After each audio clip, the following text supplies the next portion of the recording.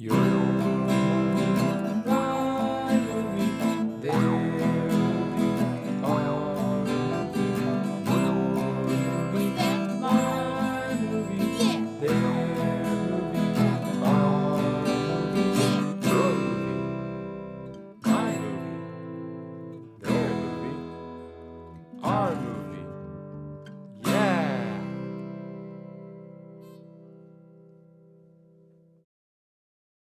Hello.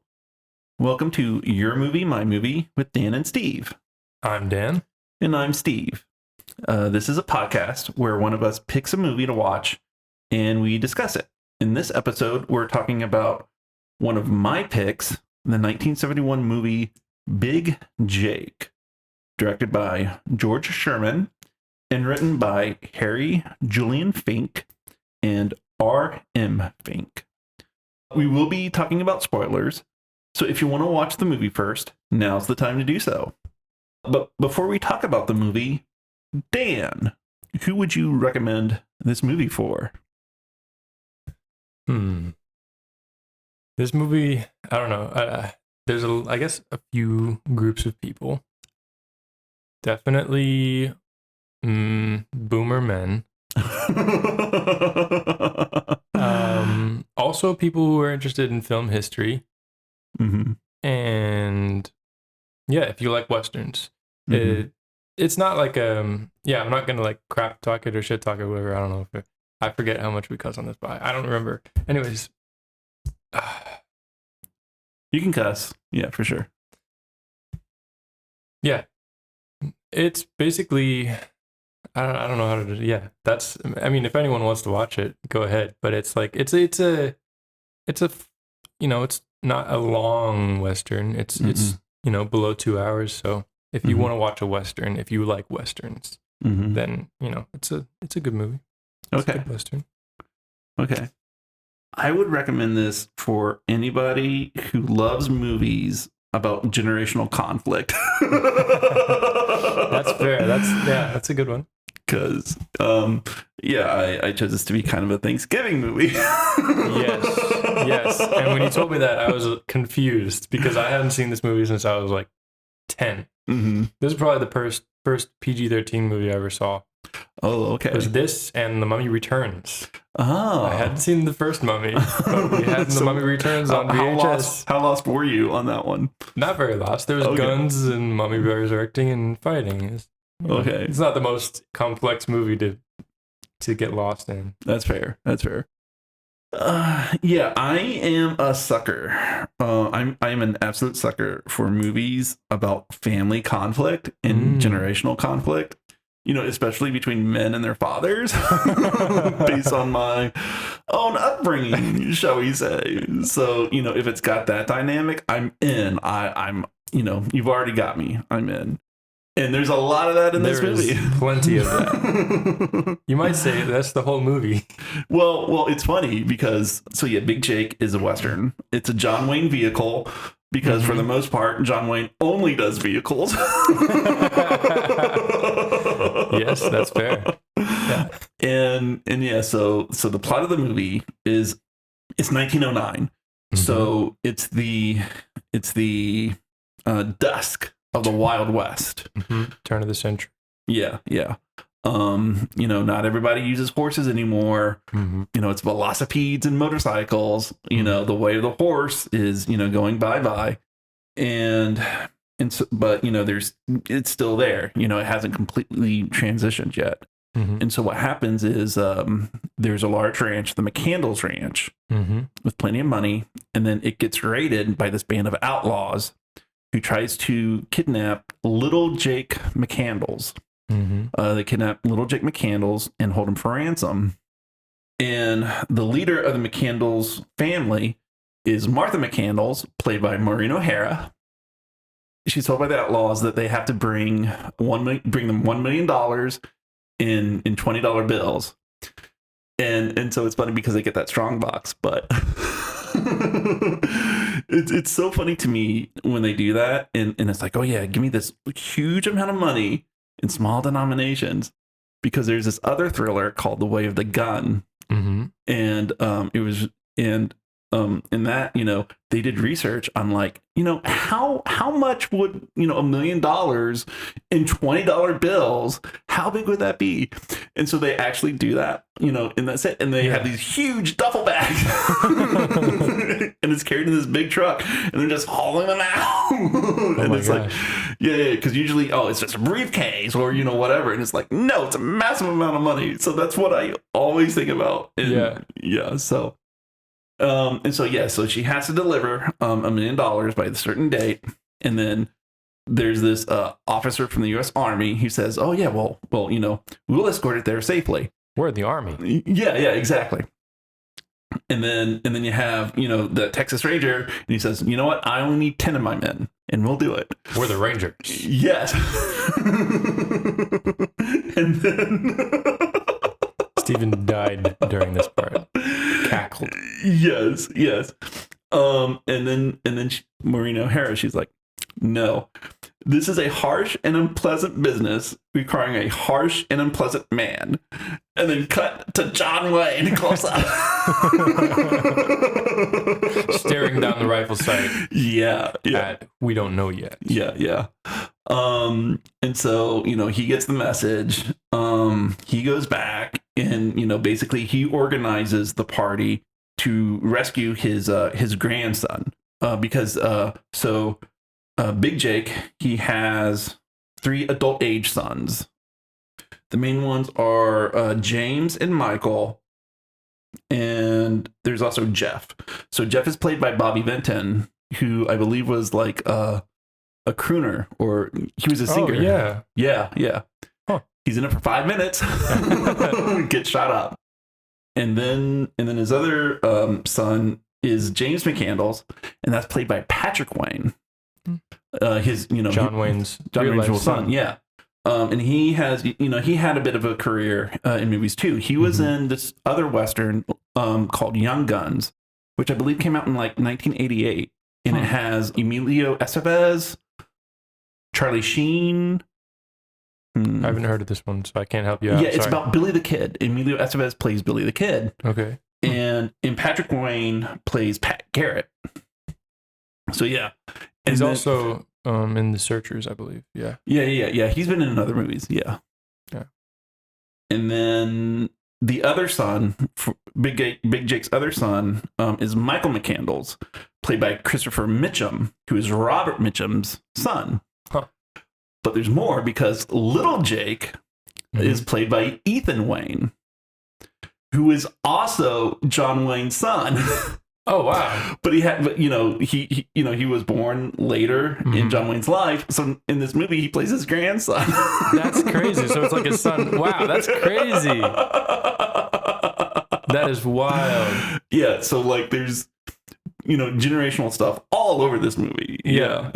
So anyway, yeah, and that's the plot, and as the plot goes forward, you have these young men wanting to do things their way, and you have John Wayne, gruff, grumpy, ornery, stubborn, he's done it all, so you gotta listen to him, guys.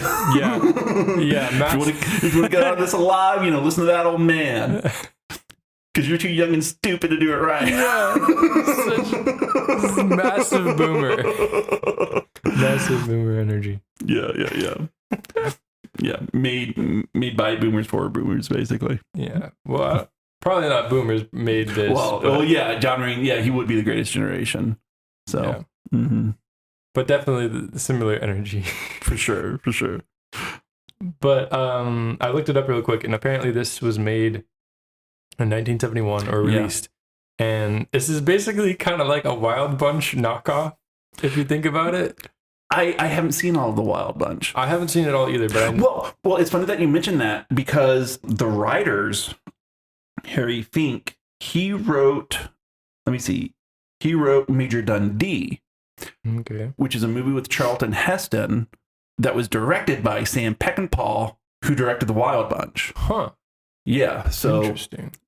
So yeah, they share a lot of similarities, and also that there's also that end of the Wild West thing. That's what I was saying. That's why, because it's the Wild Bunch is also like motor car is introduced, and like, you know, this threat of, you know, the death of the West by technology and modern civilization. Yeah, but you know, I've only seen a little bit of The Wild Bunch, but for sure that movie is way more like, you know, the Wild West. You know, those days are over. Whereas in this movie, well, you know, they need to stay. Nah, your civilized ways are tomfoolery. Yeah. The old ways are better. Old ways are always more reliable, especially when you're old and you can't change to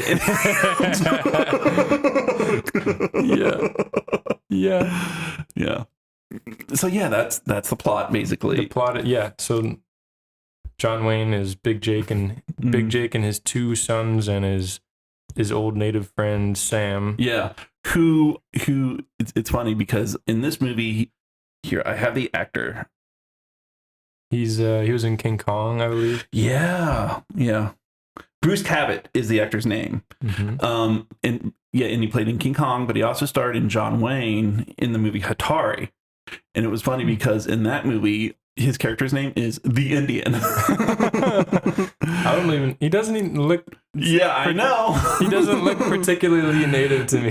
But I looked him up on Wikipedia, and it's like, well, he is from the Southwest. He was like born and raised in like Arizona and New Mexico, but I don't know if that counts as,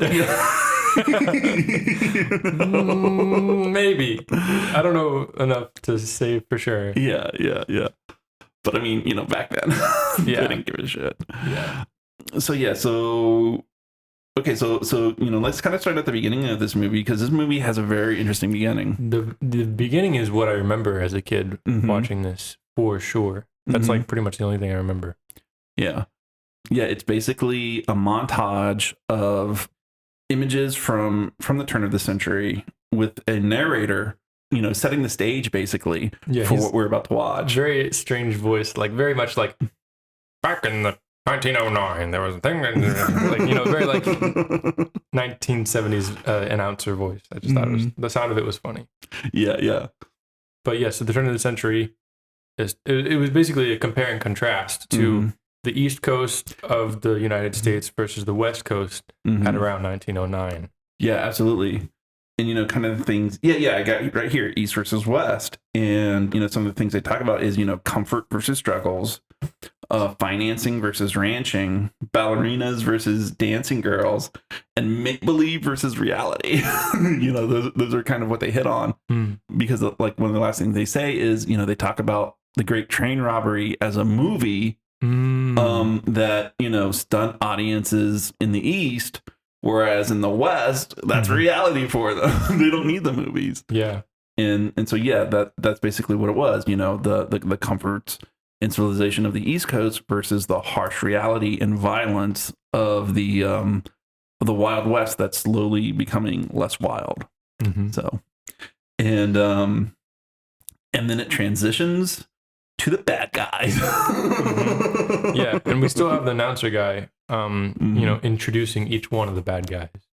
Yeah. There's like 12 of them almost. Yeah, giving a short history about who they are as they're riding.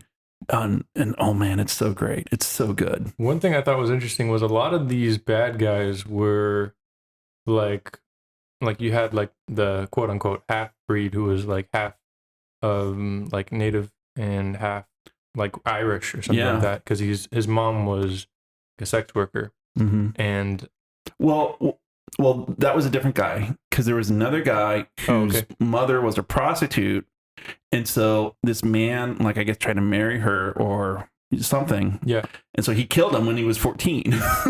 Yeah. Okay. So these guys are tough hombres. Yeah, but also they're born lower socioeconomical, like lower class, basically, because of, like, you know, the society's like ruling class or whatever. Yeah, you know? for sure. But yeah, they don't have the right breeding, or, you know, they didn't have the right inheritance, basically. Yeah, and that's something I thought was interesting about the bad guys.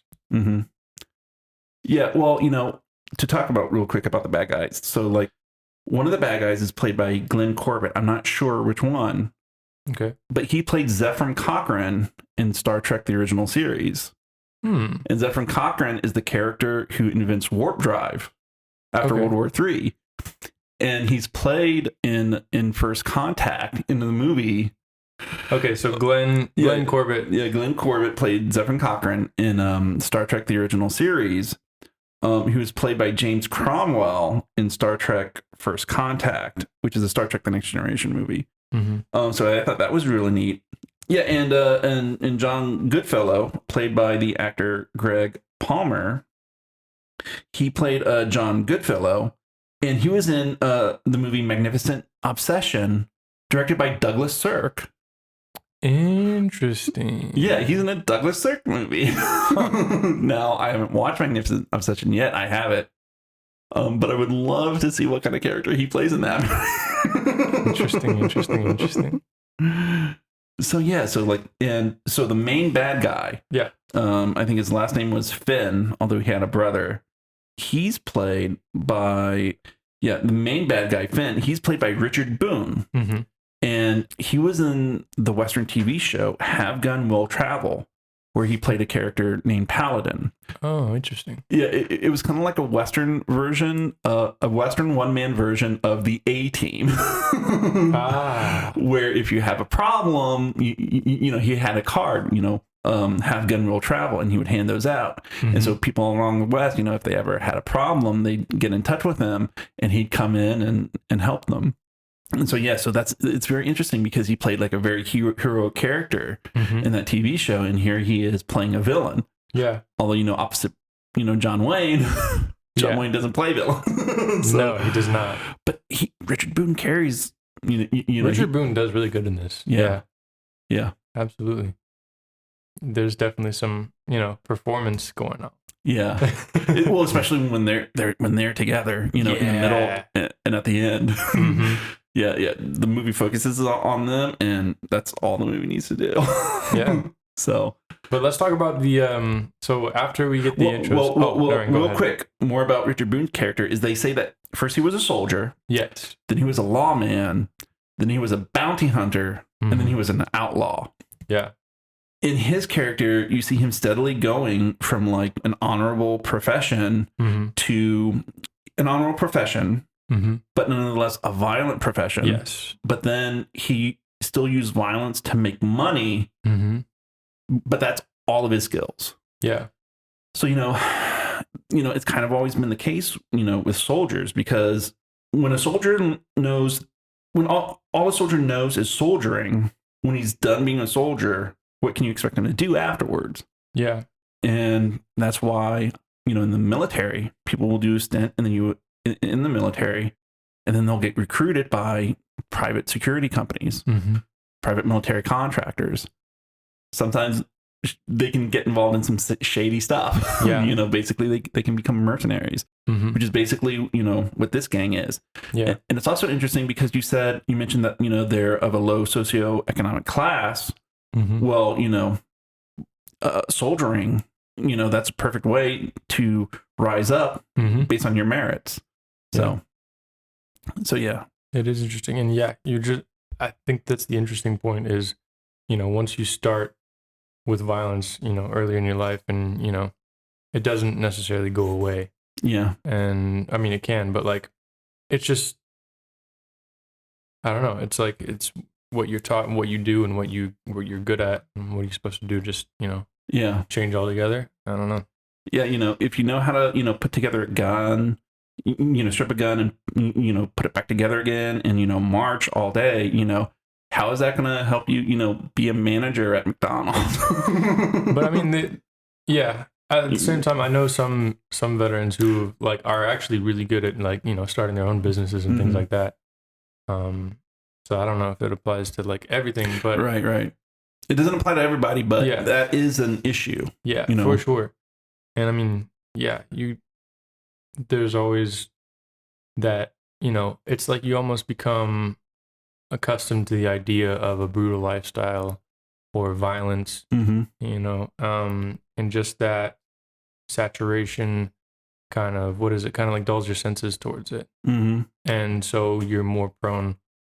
I mean, this is probably like extremely stereotyping and whatever. Yeah. But like, at least in the media as well, like Travis Bickle and just like there's a lot of characters that are like this who are, predisposed more than the average person. Yeah, and to be fair, most of the U.S. military, they're not, combatants. They're logistics. Absolutely, yeah. And those people do have the skills, or at least have better, job training to go into the private sector. It's, the people who, basically the infantrymen, who, all they get taught is how to, march and, handle their military equipment and go to war.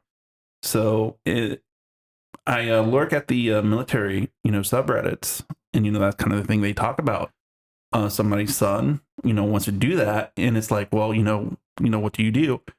And like a lot of advice is you tell them to do that for a few years, but don't do just that. Try to go to a different job in the military so that you get that job training and job skills, so that you can better transition out. Yeah. Yeah. So really this movie is a warning about being in the military. That's what we're saying. No, but yeah. It's about, leading a violent lifestyle, I think. Yeah. That's yeah. And that's what the myth of the Wild West was too. Yeah. You had to be violent in order to tame it. Mm-hmm.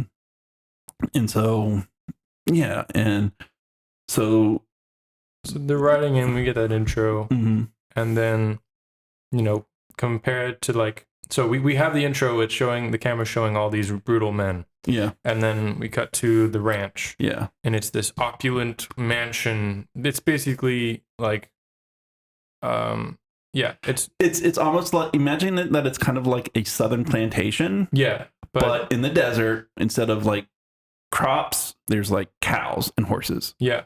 And, that's the sense you get. Exactly. And it's like, just overwhelming opulence. There's like 1 billion people who work for this one lady. Well, no, because what's going on is there's not many ranch hands on the ranch because they're all taking the cows. They're selling them at market. So they're shorthanded. And the outlaws know this. And that's why they choose now to come in. Because, when they, first approach the ranch, Maureen O'Hara, she sees them approach and she's like, maybe you could hire them for short work. And then Richard Boone, he mentions, oh yeah, the ranch looks really sparse when, nobody's there because of the cows have gone to market because they taken them. And so like, that's how they know that this is a good time to attack because they won't meet much resistance. So yeah. But I mean, like there are many ranch hands and like servants and and I guess slaves, or I don't know. I guess no. This is 1909. Yeah, sorry about that. But like there are people working for them, and there's a lot of people working for them. Even if most of them have gone. Yeah.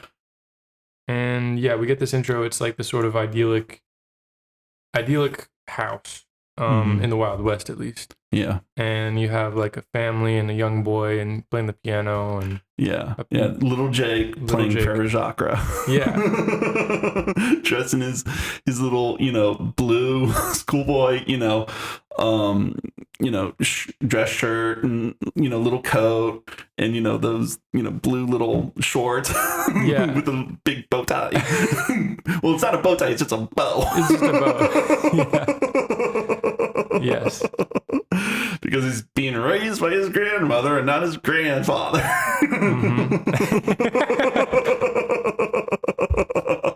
Yep. This movie's interesting, man.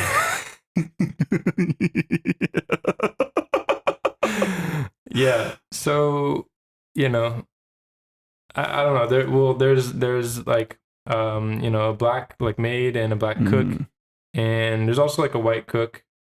And there's some, I believe, people from Mexico. Because the McCandless Ranch is like right on the border to Mexico. Because, at the beginning, Maureen O'Hara, she's talking to someone about how they've been getting hit with cattle rustlers because they're so close to the Mexican border. And what cattle rustlers will do is they'll cross from Mexico into the United States, steal the cattle, and run back to Mexico to flee the jurisdiction. Right. And so the guy's like, Well, 15 years ago, when Big Jake was here, he'd run after them and kill them all. There's a lot of talk in this movie about what John Wayne would have, how he would have killed people 15 years ago. Yes. Plenty of it. Yeah. So, yeah. The ranch is functioning, bustling about. And then, the bad guys show up and they're like, we heard you had some extra work. And he's like, no, you're a little late. He's like, a little late? Too late? And he's like, too late. He's like, we'll see about that, basically, and pulls out his gun. Yeah. And, they basically kill most of the people there. They slaughter, like, everybody. That's the scene I was talking about that I remember, is the slaughter scene. That's what I remember as a kid. Just, like, because there's a dude with machete, and he, like, hatchets and, like, chops a girl to death. And there's, like, the movie, the thing about this movie is I remember is, because I was used to watching, so I grew up on John Wayne movies. Like, my dad loves them. My grandpa loves them. And, my mom likes them some too. But this movie I didn't watch until I was a little older. And I think it is because there's like, I don't know, there's extra like blood in this, I don't know. There's well, most of the blood is at the ending. Oh, in the beginning too, the slaughter, I think. I forgot. I might have to put this in. Trigger warning. There's a dog in this movie. That's all you have to say. Laugh. Don't laugh. Because I got to put this. There's a dog in this movie, and the dog does die. So, trigger warning, there's a dog in this movie, and the dog does die. Okay. So, there's also, Yeah. And, but all you have to say in a Western is there's a dog. You know what's going to happen. Well, you never know, but you still got to warn people, You still got to warn people. Yeah. Most of the blood is, like, at the ending, like, with the climax. I don't know. I think there's a lot in the beginning, too. Well, there's a lot of shooting and there's a lot of violence, but it's that thing where they just, act like they get hit and then fall right down. No, there's some like squibs. There's some like that's what I remember. There is for Bobby Vinton. There's for Bobby Vinton. There's for the Black Cook. Yeah, and like because I remember watching older westerns, like earlier ones, and I didn't remember. There was much more like, I'm hurt, but I didn't see blood splatter. Yeah, where they get shot and they put their hand over the bullet hole so you don't. Yes, exactly. But this one was like, oh wow, this is like blood. And the thing is too, I want to talk about also the cinematography of this one. Interesting, but like the blood is like the most candy red, like literally red paint. It's crazy. Yeah, but I will talk about these intro scenes whenever it's showing the ranch beautifully, like serene and peaceful the ranch is. It's like it's gorgeous looking. Like the dynamic range is like insane. You can tell they're like using like big lights, like HMIs, to light people's faces as well. It's just like so much light they're dumping. In this part or throughout the movie? Throughout the movie, entire movie. Yeah, there's the one, skipping like all the way back to the end. It was funny because so it's at night and they're like around this like, I don't know, other ranch or something in Mexico. And so it looks like it's filmed on it could have been location, but it might have been on a set. I'm not sure. But like everything so far has been lit by like, probably, high powered lights from like very far away. So, just to bring the levels up so you can see it. Right. It's been that way through the entire night of the set. And then there's a thing where they bring out the boy and then that John Goodfellow, he brings out the lantern. And so as he brings out the lantern, it's dark, so you can't see. And then as he swings the lantern around, they dim the lights back up to normal. Yeah. It's so hilarious. It's so funny. Yeah. And it's like, come on, guys. But there are some really beautiful shots. There's a lot of beautiful shots. Especially. Whenever they have to artificially light it, it definitely makes it look a lot uglier. But with the daytime shots, there's some gorgeous stuff. Absolutely. I just wanted to say that about the serene beginning. So the raid. Actually, could I talk about something else too? Absolutely. Okay, this whole idea reminded me of In Cold Blood a little bit. Okay. Like I had to read it in a class, but like it's sort of like the American Dream and then the Outliers. Who come in and just shatter it and just murder everybody. Well, it's another interesting aspect of this movie. If we can like flash forward a bit about the plot. So they carry this strong box full of $1 million in bills, but nobody ever sees the money in it until the third act twist, where you find out where the strong box gets broken, and they see that's full of newspaper clippings. And then John Wayne's 2 adult sons, they confront him about it. He both let them punch him in the face, and then he punches them back and knocks them out. And splashes cold water on them to get them back up. And so then he explains. He's like, well, Which is so annoying, bro. It's this movie's so ridiculous. What's so ridiculous about that? Just like communicate, man. Just tell them. But they're sons and fathers. They're men. We don't need to talk. We just need to beat the shit out of each other. It's so annoying.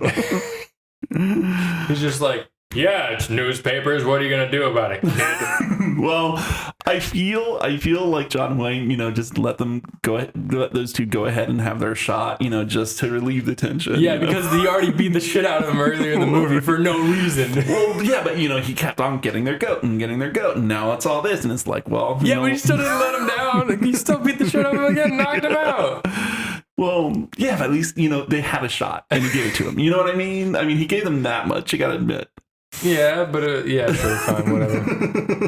I don't care. It doesn't matter. Yeah. Okay, so and then he explains they think that he stole the money. Yeah. But that's not what happened. What happened was he discussed it with Maureen O'Hara, and they both came to the decision where these outlaws, they murdered 7 men at the McCandless men. They wounded their third son, Jeff, played by Bobby Vinton, who may be dying or could be dead already, kidnapped his grandson, and they're not going to pay them for that, which is very interesting because it's like, the U.S. does not negotiate with terrorists. Yeah.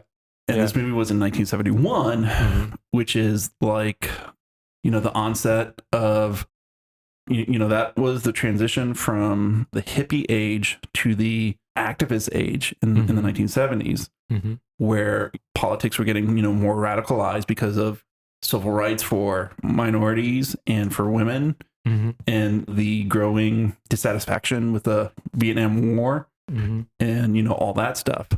So, like, this movie is also conservative in that way, where we're not going to negotiate with terrorists. We're just going to go in there and kill them all.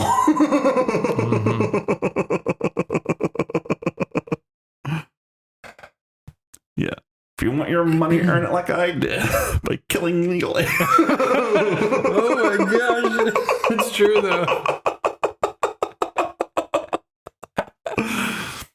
It's crazy though. Literally, they could have it would have made so much more sense to have the $1 million in the box and just kill them after you give them the money. Yeah, yeah. Like just give them the money, track them down afterwards, and ambush them. But then it wouldn't have the political overtones. And in any John Wayne movie, he's going to stick his fingers in and manipulate it. And it's like John Wayne. He knew movies. He saw the political happenings of movies. Because he saw High Noon, and he, as he saw it, he realized that it was about McCarthyism and, the Hollywood blacklist because of the communists. And, he got pissed off about it. And I think in response to that movie, I believe it was El Dorado that he made, because this Quaker woman, helping the sheriff, fuck that. What a coward, and so then he made El Dorado as a response to that. So he knew the political undertones of movies for sure, despite, his stubborn and, blunt mannerism. He knew the score for sure. So I found that interesting on this watch of it. Yeah, for sure. Yeah. Yeah, that's another thing I wanted to talk about. So do you want to talk more about the generational conflict? Yeah, sure. I mean, the plot's pretty basic, right? We don't really need to go into it super detailed. Right. Basically, they track them down and kill the bad guys. Yeah, but it's the journey along the way. Yeah, for sure. And of mending those, basically what happened was 15 years ago, something happened between Big Jake and, Martha. And so he left, he just, so he went he left that ranch to be run by his wife, estranged wife, ex-wife. We're not sure. Not sure, but she still has his name. Yeah. And the town is named McCandles. During that train, when he arrives on the train, on the train station, it says McCandles, Texas. Oh. So that also tells you like how much pull that family has. Yeah. And that's why the Army and the Texas Rangers were willing to help them out. Mm-hmm. So but he's not there anymore. No. Hasn't been there for 15 years. And, has his own place, probably closer to Mexico, so it'd be easier to kill people. Well, that's where we find him. We see him sighting down a rifle, and he sees like this Scottish sheep herder, about to be hung. Yeah, hung by... hanged. By cattle ranchers. And, that was a big thing. And so, he bought the sheep and intimidated, those guys into letting them go. Mm-hmm. And then, that's when they, catch up. That's when a messenger from Maureen O'Hara tells him what happened. And then he goes in and, tries to fix everything. Mm-hmm. or runs the show himself. And so he arrives to McCandles, Texas. And we have a reunion with his sons. Yes, his sons who he hasn't seen in 15 years. Yeah, all grown. And it's funny because like the first one he meets is James, played by his son Patrick. They have the best. They have the best interaction. They do. Yeah, because oh my god, they're so fucking mean to each other. But it's like, but I think that's like why they casted them, because it's like, they're real father and sons. And Patrick Wayne, did live in the shadow of his father John Wayne. So there probably wasn't enmity between them, I'm sure. But it's like, well, you need somebody actually related to you in order to portray that meanness. You know what I mean? This reminds me of a story. The Eric Andre show? Yeah. Apparently they had like, I think Jimmy Kimmel on or something. Uh-huh. And, they wanted to do a trick where like they would have someone reach from underneath the seat and like tickle like his taint or something. Okay. Or like basically just touch his butt. Right. And the intern at the time was his son. So they had his son do it so they wouldn't avoid a lawsuit or something like that. Yeah. Shit like that. This is freaking nuts. Yeah, and it's so funny because he's like, hello, daddy. Yeah. He's like, what do you call me, boy? Yeah. What do you mean, daddy? Call me daddy one more time. And basically John Wayne, wallops him one, and he goes, you can call me father, you can call me Jacob, you can call me Jake, you can call me a dirty son of a bitch. Don't you ever call me daddy again. And what's funny, as the movie goes on, he's such an asshole. Like, you haven't seen this kid in 15 years. Wait. Who's the asshole, though? Like, I think they're both assholes. You know what I mean? They are, but also, you haven't seen your kid in 15 years. So what if he's, talking back to you a little bit? He throws him in a puddle. He almost hits a goose. Yeah.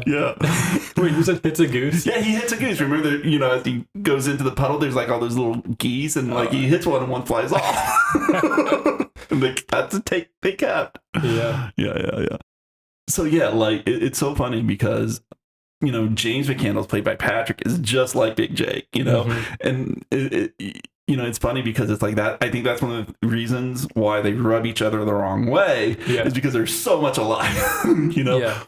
Which is funny because they're real life father and son. Mm-hmm. And then the other kid. Well, before we get to that, a little later, Big Jake asks, after fucking with James, he asks Michael, so tell me about little Jake. And he's like, well, little Jake is just like you and James, which is funny because little Jake is also related to John Wayne and Patrick Wayne. Yeah. So I thought that was, a really funny, play with that. Yeah. And John Wayne was like, what do you mean? Just like me. Yeah. And so then we have the other son, Michael, McCandles, played by Christopher Mitchum, who is Robert Mitchum's son. Yes. Yeah, and it's kind of funny because apparently this is the last movie Christopher Mitchum and John Wayne did together, because they were doing a television interview where they were promoting the show, and John Wayne espoused like his conservative political views, and Christopher Mitchum like disagreed with him on camera, and then John Wayne never wanted to work with him again. And when John Wayne was dying of cancer, Christopher Mitchum reached out to him, but John Wayne didn't return. So goodness gracious. Yes. So interesting trivia there. And apparently like Christopher Mitchum, he never made it big, but I guess he was really big in B movies during the late 80s and the 90s.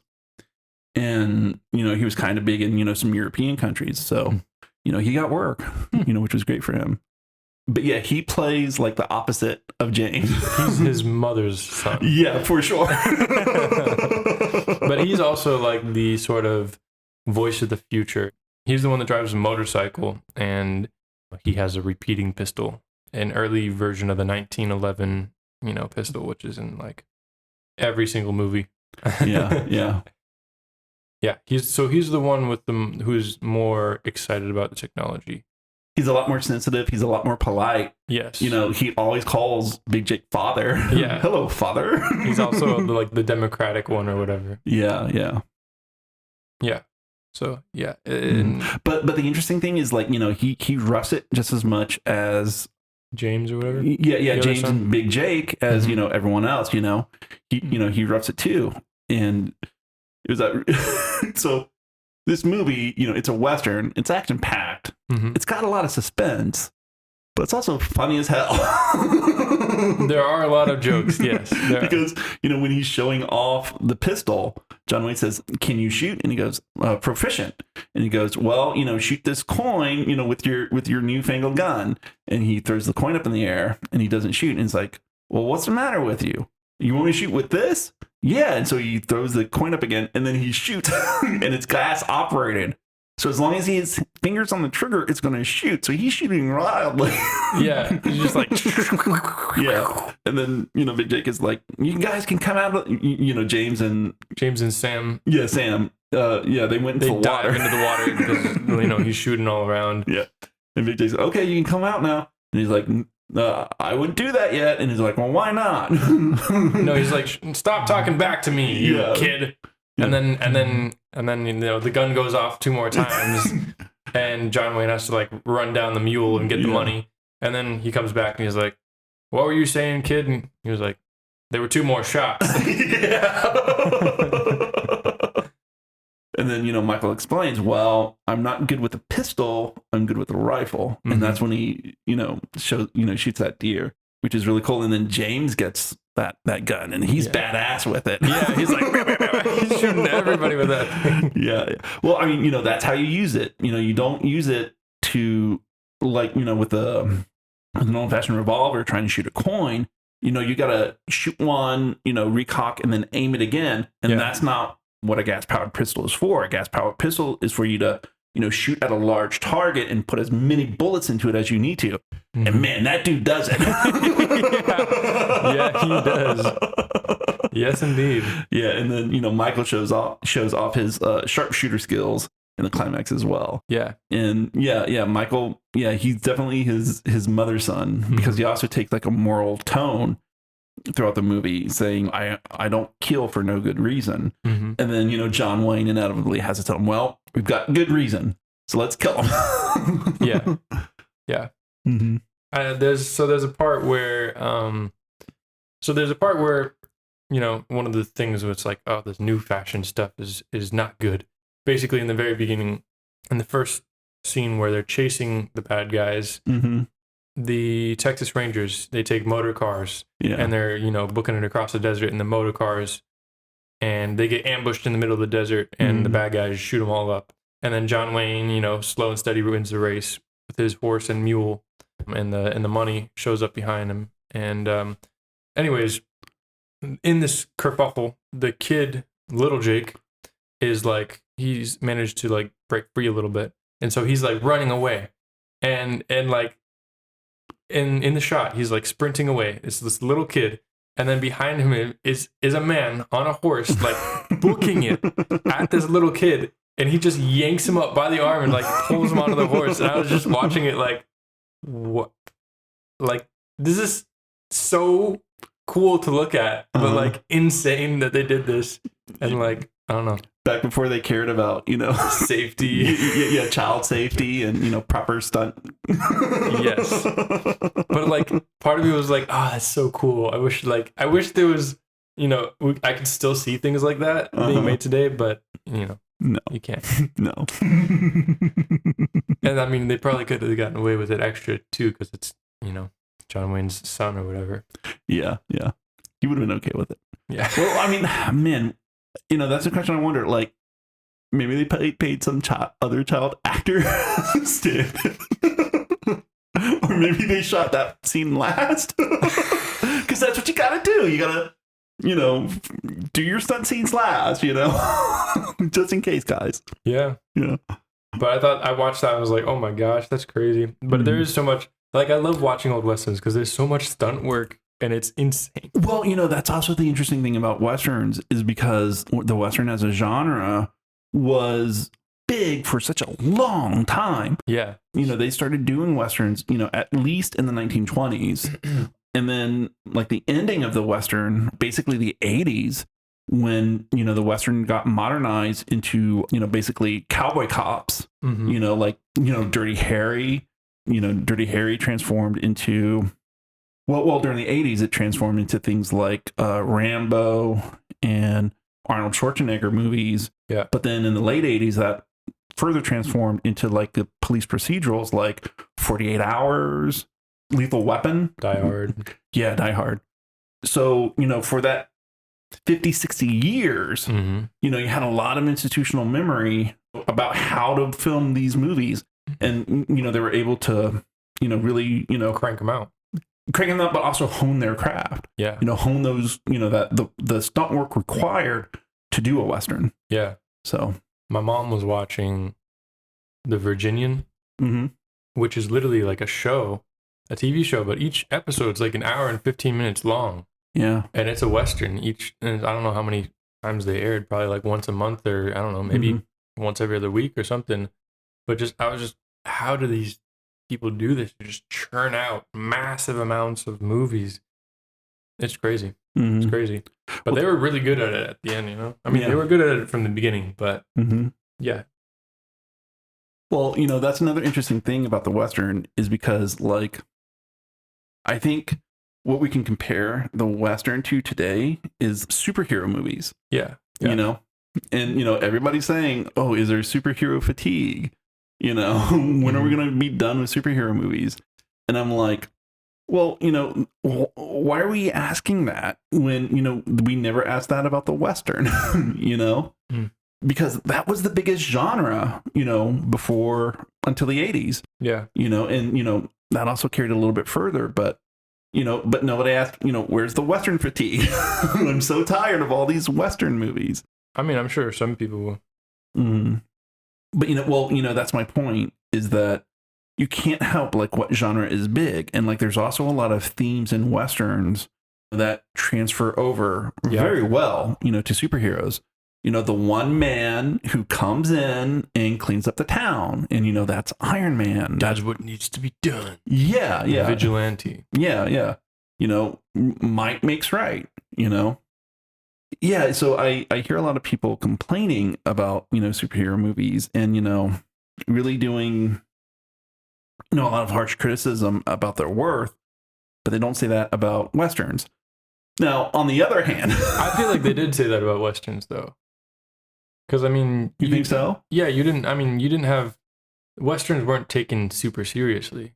You know what I'm saying? They were... Well, it depends, because, we got into the political undertakings of this one here, and, there's also High Noon, I mean, like, what I'm saying is the general Western was pulp. Well, the term for it is horse opera. Horse opera, sure. Yeah. But it's not academic or, necessarily, like, deep. Yeah. Most of them were not. Yeah. Yeah. But I mean, there was exceptions, of course. Yeah. Well, that's what I was about to get into. Okay. Because like, on the other hand, these superhero movies, they aren't really, what's the word? Trying to be better. They don't aspire to anything. Yeah. Other than, entertainment, other than, big box office tickets. Yeah. They don't really say anything deep, really. I think the closest one that we get was Black Panther. Well, also I just watched Black Adam, and that one is about like sort of imperialism and like occupation and about staying out of other countries' businesses, basically. Really? I would recommend it for you. Mm-hmm. Well, I watch, I try to watch as many comic book movies as I can, although, not necessarily when they come out. But I've also heard, like, I know a lot of critics kind of hate Black Adam, but audiences love it. So I know it's got that split, but yeah, I would love to watch it. I enjoyed it more than I thought it would. More than I thought I would. Mm-hmm. It's still like, I still don't really like superheroes that much. Mm-hmm. Superhero movies that much, sorry. Just because I am tired of them and because a lot of them don't aspire to be more, just, the Westerns.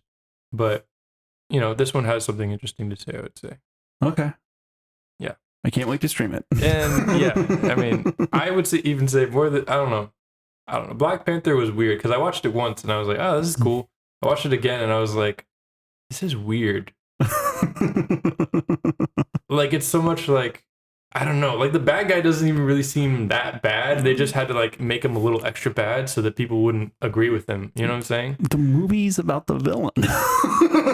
Yeah, but like also because Black Panther is the good guy, it feels like propaganda sometimes. Or like when I watched it recently. Like, how do you mean? Like they had to get rid of Killmonger because he's militant?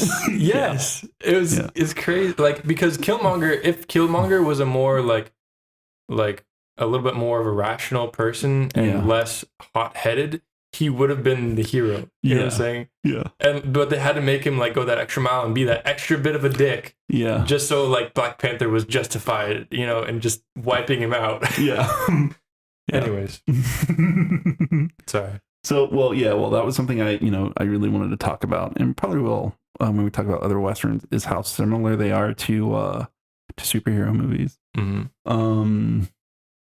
So is there any other technical things you want to talk about? Some of the lighting was, okay, the lighting was awful. Some of the cinematography was good with that exteriors. We already talked about that, but like the lighting was so bad. Like, it reminds me, I watched Mary Poppins with Sierra a little while ago, and it's just like, it's crazy how bad the lighting is in these movies. Like, they just pour light in from every direction. I saw one time, I saw like 6 shadows behind John Wayne. Yeah, well, that's the funny thing, because so I was watching, I don't know if I mentioned this before on the podcast, but I was watching House of the Dragon, and there's like this infamous scene where it's set during the night. So they shot it day for night, but the color grade was absolutely terrible. So it just looked like, it didn't look like night. It looked like day, but like super dim. and and like, I have no idea why. Like the closest I could think of is because like one of the spoilers for House of Dragons, spoilers for the first season of House of Dragons, just in case. Starting now. Okay. So what happens in that episode is like a tween child named Aemond. He sneaks out of the castle and to this dragon whose owner has died. And he doesn't have a dragon, and he's being made fun of for it. So he goes out, and he basically has the dragon imprint on him so he can, fly it himself and now have a dragon. And while that is happening, a prince and a princess, are out on the beach, and, they basically get together. So, it's not shot at night. It's shot day for night. And I'm like, why? And I think the reason why was because since that was a child actor, and there are rules on when you can have child actors on the set, what happened was they had to shoot it day for night for the child, But because that happened at the same time that the Prince and Princess was on the beach, they also had to shoot it day for night for them too, so that it would match. And it was fucking terrible. That's rough. Yeah, it's very rough. Yeah. They still haven't gotten it right every time, but yeah, and and that's why I was thinking, like, on the exterior location at night, I was wondering, like, if it was shot on location or in a set, because like I was one of the things I was told is, like, yeah, you can tell when something's day for night if you can see the shadows. So I was looking at the shadows, and there were plenty of shadows at their feet. So I was wondering, well, is this on set or is it on location, and then just pump the light out. So that's a little trick you can do now. Whenever you see a movie and it's at night, look at their feet and see how many shadows and where they're going. Yes. And imagine in your head where it's a fun game. Yeah. Imagine in your head where the light would have to be for those shadows to be there. Yeah. We're going to ruin watching movies for you guys. Yeah, because this ruined it for me. When I was watching John Wayne, it was 6 shadows behind him and just sweat dripping down his face. Yeah. And there are like 10 different color lights on him, too. Anyways, sorry. They had to do it cheap, man, so. Yeah. What do you think about the score? Score was fun. Was the score the best part of this movie? Almost, maybe, at least. Yeah. Maybe number 2, number 3. Yeah, there was some definitely. It's a catchy score. Like, I was humming it. Yeah, the main theme song. Yeah, I was humming it earlier, and it does really help the movie not drag. Yeah, like in some places there's like a lot of montage, and it's like, Oh, that's another thing I want to talk about. Sorry. Mm-hmm. I mean, first of all, the score was great. I liked how, so in the beginning, they have the kid playing Pere Jacques or whatever on the piano, and they introduce it into the score. Yeah, it becomes a refrain. Yeah, mm-hmm. And I really love that. I love how they use that. I thought that was brilliant. One thing about this movie that I was thinking of, oh man, I just lost it again. Oh, it's slow. But it's not really like that slow. But one thing I wanted to say is it's like, 10 minutes less than 2 hours. And one thing I noticed about it was it felt like the pacing felt good. It didn't feel like the script was just long enough for the story. Like, you had breathing room, you had things that it didn't feel like every single thing in the script had to pay off every single time. And it did. Yeah. But they hit it well. Yeah. And this is like in movies nowadays, I mean, I'm going to sound like an old, grouchy old boomer. But movies nowadays, they're too tight. Like, everything plays back, and it's going to happen because there's no breathing room. Mm-hmm. And I think this movie was really well paced in that way. Like, I remember watching True Grit, the new one, the Coen Brothers movie. And I love the Coen Brothers. But like, that movie to me recently, it felt like it was too short and there was no breathing room. And you knew everything that was going to happen because you watched the first act, and everything's set up in the first act, and it all pays off. But there's very little room for characters, for things that are just little things that happen. Mm-hmm. I don't know. I like that about this movie is that, in its sort of episodic nature, as their journey goes along and chasing these bandits or whatever, these kidnappers, there are moments where you get to be with the characters and just be. There's jokes, there's moments of levity and moments of like, who were you? Why did you leave my mom? And why did you leave us? Nacogdoches? Yeah, that was a hilarious little bit. Mr. Sweet. They're in this border town with the money. On the Mexican side. And everyone knows that there's $1 million in that briefcase or that box. And so everyone's got their targets on John Wayne and his boys, and so they're like, well, we're gonna basically just shoot them all. Yeah. Well, yeah. John Wayne is like, oh, they're gonna try to ambush us, but we're gonna set traps for them. Yes, and they do, and it works. Yeah. It's hilarious. And basically, he walks into a bar and he talks to one of the drunk guys, and he's like, who's the nastiest man here? The orneriest. Yeah. And he's like, oh, Mr. Sweet over there, and it's this like massive dude, and John Wayne walks over and he's like, oh, could I see that pool cue? And he's like, yeah, sure. Hands him the pool cue and just like smacks it over his head. And then he just proceeds to get the shit beat out of him by this huge man. Yeah. And then he's like, and he gets knocked out so he's basically biding his time. Yeah. What's happening is he's providing a distraction for the people trying to rob them, who are not the kidnappers. I'll explain that in a bit. But yeah, he's providing a distraction so Sam can sneak into the bedroom. So there's 2 people instead of the one that they're expecting. Yeah. And so it's so funny because the big Mr. Sweet, knocks John Wayne down into the guy who told him about Mr. Sweet. And so both of them lose their hats. And so, they reach for their hat, and John Wayne reaches for the little bowler hat. Oh, yeah. The other guy reaches for his cowboy hat. Yeah. Yeah. It's a simple joke, and yet effective in that moment. Yes.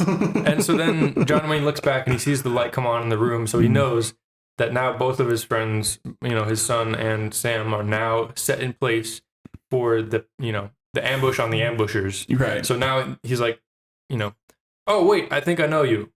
To the big guy beating him up. He's like, wait, don't hit me. You ever been to Nacogdoches? And he's like, oh? He's like, oh, I'm sorry. Oh, see you later then, man. And it walks away. And then we get to see James, the other son, use that repeating pistol. Yeah. Because these 2, thugs walk up to him in the bar, and he's talking to the sex workers there or whatever, and the ladies and the dancing girls. Sorry. Mm-hmm. And he's like, "That's my lady." And he's like, "Oh, okay. Yeah, I'm sorry." He turns to the other one. He's like, "That's my lady." He's like, "Oh, okay. I'm sorry." And he turns away. And they're like, Yeah, they're trying to start something. Yeah. They're trying to get an excuse to shoot him. Yeah. Mm-hmm. And he's not, giving it to him. Yeah. And they're like, "You're a coward. Say you're a coward." And he's like, "I'm a coward. I'm a coward." And then the time's up, and he's like, "All right." And then he shoots them both, and he empties 5 rounds into each of them. I was like, "Holy cow!" Yeah, that's a great scene. That's a great scene for him.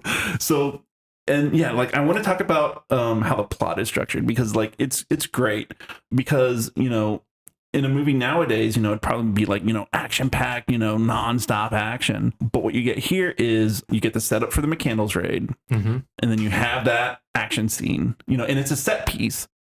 John Wayne comes and, he gets ready to, take the money, but then they have a chance to head the kidnappers off at the pass. So they take that chance. And so they try to do that. And then, it's another action set piece, and, they fail. And then John Wayne and Sam, they take James and Michael with them. And so they go on, and then they find out that they're being followed, not by the kidnappers, but by somebody who's heard that they're carrying $1 million with them. So they know that these aren't kidnappers, these are, robbers. So they're going to try to rob them as soon as they get to the next town. So they get to the next town, and then we have that next set piece in the bar, and then in that hotel room. That resolves. And then it's time for them to go to the climax. And then we have another action set piece, which is the climax. So that's four particular places where there's a lot of action. Yeah. But there's plenty of build up to each of those set pieces, which is what makes this movie great in the pacing. That's why the pacing's so great. Yeah. And in between, we also, like you said, we learn about the characters and their interactions and their motivations and what they are and who they're about. And that's what makes this a great movie. And it's not prescriptive either. It's not it's not I don't know how to describe it, but it's just, we just learn details, and it's not bashed over your head or I don't know how to describe it. It's a pet peeve nowadays that I can't watch a lot of movies anymore, because the scripts are just annoying because they're so predictable in a way. And yeah, I don't know. Yeah, I know what you mean. I mean, that sounds very it sounds very stuck up when I say it as well. We'll go in, can you go into more detail about what is predictable compared to what Big Jake did? Let me think. Let's think of a movie that's a good comparison. I don't know. Give me another Western, another movie. Just another more recent movie. Action movie-ish. I don't know what action movies you've seen, man. That you don't like. I don't know. I'm sorry if I put you on the spot. No, you're good. I'm just this is something I could write a school paper about, but okay. It's, I don't know. I mean, even Baby Driver. I love that movie. Okay. But it's very predictable in a lot of ways. Nah, that's not a good example. That's a great movie too. Well, because that movie does subvert expectations in some ways, but it's a predictable movie. Yeah. You know the good guy's going to come out in the end for sure. Yeah, but it's like, well, with Baby Driver, the difference with Baby Driver is like there's one main character, and while he has an ensemble around him, he's still an outsider to them. In Big Jake, there's one main character, John Wayne. You're pretty sure John Wayne's going to survive. You don't know if Michael or James or Sam or the dog survives. And, you know, Sam and the dog don't. Yeah. So, yeah, there's that unpredictability to it as well. Like, you know, who actually comes out in the end for sure. I just think it's, like, let's see, what movie have we watched so far? Well, for mine, we've watched Heavy Metal, Ringu, Random Heart. There's not a lot of... We watched 2 films too good for this, and you don't want to the genre movies. Let's go with, like, I don't know, like Fury Road or something, because, I mean, it's a great movie, but, again, like, you know that, I don't know, like, everything they set up, I just don't know. It's like it's like the movies are too movie-y. Okay. I'm blabbering and it's not good because Okay. I can't articulate what I mean very well, and it's really annoying. I'm just trying to think of a thing to compare it to. Have you seen The Dark Knight? Yes. Okay. So my problem with The Dark Knight. Okay. This is going to get complicated. Okay, because I love The Dark Knight. Before, you know, Logan and, you know, Black Panther came out, I was like, you know, this sets the bar. You know, this will be the greatest superhero movie of all time. And then, you know, Logan and Black Panther both gave that a run for their money. But let's talk about the plot in the middle. Okay. So the Joker demands to have Batman. Well, we can just talk about any Christopher Nolan movie. Well, let's talk about this, because I have a spiel for this. Yeah. Okay. Okay. So the Joker wants Batman. Yeah. And so Harvey Dent says that he's Batman. Okay. And so then they transport Harvey Dent. Okay. The Joker hears about this, knows that this happens. And so then he sets up the ambush to get Harvey Dent. But Batman and Jim Gordon know that the Joker will try to ambush them. So they do their counter ambush and then capture the Joker. However, the Joker knows that Batman and Jim Gordon will capture him. And so then he sets up his minions to kidnap Rachel Dawes and Harvey Dent. So during the interrogation scene, you know, there's that interrogation scene. So Batman and Jim Gordon and the rest of the police can run to those locations and basically leave the police station empty of cops. And he knew that so well that he implanted a phone and a bomb into the stomach of one of his underlings so that he could call it and set it off and then, you know, escape from there. So how did the Joker know that all that was going to happen? Is that what you're talking about? No. Okay. I mean, kind of, but... you know what I mean with that? Yeah. It's just like, I'm trying to think of a movie that I've watched. Okay. I mean, there's just a lot of movies that are mainstream nowadays are just, their scripts are so tight that every single word has to do something. Right. And not just do something just for the heck of it. Right. But for the greater story, which I don't agree with. I think that's what I'm trying to say. Right. It's written to push the plot forward, not to better develop characters or set the mood and the atmosphere. Even that sometimes I'm upset with, because like even with like everything informing character, it gets annoying sometimes. It's just like I just want there to be moments where characters can just be, and I mean that will inform the character, of course. Yeah. But like, we don't need to set up more information, right, we need to just let them behave in a space. Okay. Like, that's what I think is, I think I'm trying to say. And you think Big Jake does that? Big Jake does that a little bit. And, like, it's just an example of older movies, I think, did that a little better. Because nowadays, like let's talk about any Inception or, The Dark Knight. Like, everything, there's no moment, except for maybe a few jokes here and there, where it's like, that was just, characters interacting with each other. It's like everything had to do something else. And it's like, I don't know. Well, Christopher Nolan is a very plot heavy. Yeah. Don't even get me started on him. Okay. I love The Prestige. I like Inception. I really like the Dark Knight trilogy. And Tenet is funny. Okay, fine. You got me started.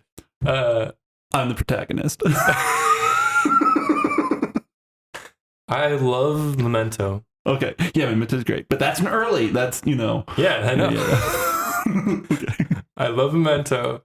I admire The Following, whatever it's called. Okay. I haven't seen Insomnia. The Prestige, I'm okay with. I like. I've watched it a lot of times, so it's it's more. Its charm is worn off a little bit. And then I forget. I'm just going movie by movie. The Dark Knight movies, I like, but they've I don't know. I don't think they are as smart as they would like to be. No, they're not. And after watching Heat, they're a little less original. And then Inception, watching it after like 10 years or whatever, it's like way less interesting and much more of like a Bond movie with an interesting little philosophical idea. Well, there's I think there's relatively little that's Bond. I mean, it's mostly like the shootout at the mountain with the skis at the end. Well, but Tenet, that's like full Bond. Like that could, you could. I guess, Inception is just an action movie with a little bit of a nice philosophical question. Yeah. Or point behind it. Yeah, there's a very good, mix for sure of like action and then, the sci-fi, wondering, oh, well, how would this affect reality kind of thing with it? Yeah. Which is what I like. And, I get different things every time I watch Inception, to be honest with you, because there's that movie, for all of its faults, packs a lot inside it. And, he does work all that in. Yeah. But Tenet, that's a full Bond movie. Tenet sucks. Tenet is ass. I hate it so much. I'll watch it again. I hate it so much. I saw it at the drive-in. It was like the first unofficial date I ever took Sierra on, and it was so bad. It made me so mad. I was so sad because Inception is the movie that like got me into liking movies, and so like I became a Christopher Nolan nerd after that. Okay, and I was totally into like every single movie, and then after a while, I watched more movies and I watched things that he watched that influenced him, and I was like, and then I got to Tenet, and he just did what every director that makes it big does. He just tries to go bigger and bigger and bigger, and like loses sight of what movies actually are, which is not set pieces, but stories. So my advice, if you make it big as a director, don't ever try to top yourself. Instead, for your next project, try to achieve that same level, but in a different way. That same caliber. Because we talked about this before. Yeah. It's the same amount of amazing movie, but make it a small movie budget, well, that's your suggestion. I'm not even suggesting. I'm suggesting like do something like in a different area. No. Oh, so like if you make a big action, blockbuster, don't let your next movie be an action blockbuster. Make it a horror. Interesting. And then after that, well, make it a romance. Do a romance as good as what you did before. And I'm saying, don't make another blockbuster. Give yourself a palate cleanser. Make a movie that is a simple movie. Well, the problem with that, though, is the executives, they're going to want your next movie to make just as much money as it did before. That is the trap with it doing it that way, because I agree with what you're saying, but the executives may not always be for it. That's the problem with going that route. Mm-hmm. So yeah.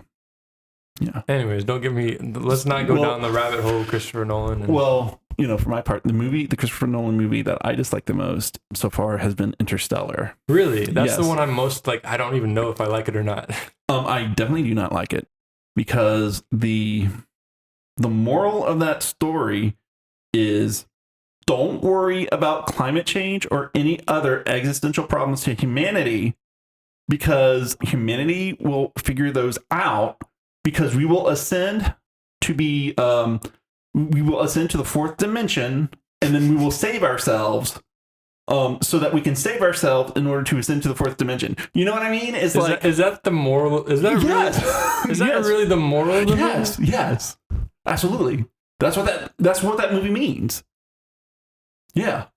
Really? Yes.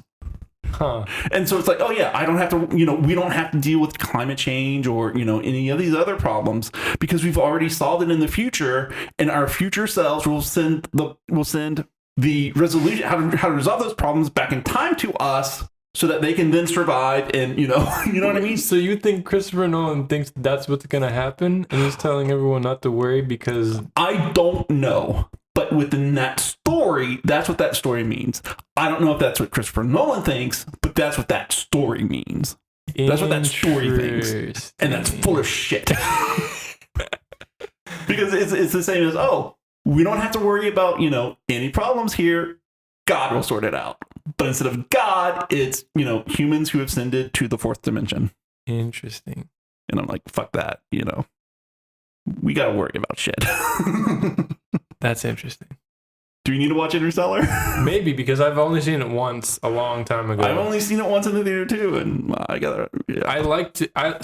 I judge movies based on how I feel watching them, not on like how much they make sense to me. I mean, that plays a part in my feelings on the movie, but it doesn't decide whether the movie is good or not for me. Right. So I don't know. I thought the movie was. I felt enjoyment while watching it. I felt like it had something interesting to say as far as, I thought it was more about relationships. But that's, I don't know. Interesting. No, fuck that movie. All right, let's end this before we start talking about some other director that's not at all related to Big Jake. Before I sound any more of an old man who's stuck up. Do I bring that out? Do I bring that out in you? Everyone brings it out. Okay, that's because I probably am an old pretentious asshole. But. Okay. Is there anything else we need to talk about, Big Jake?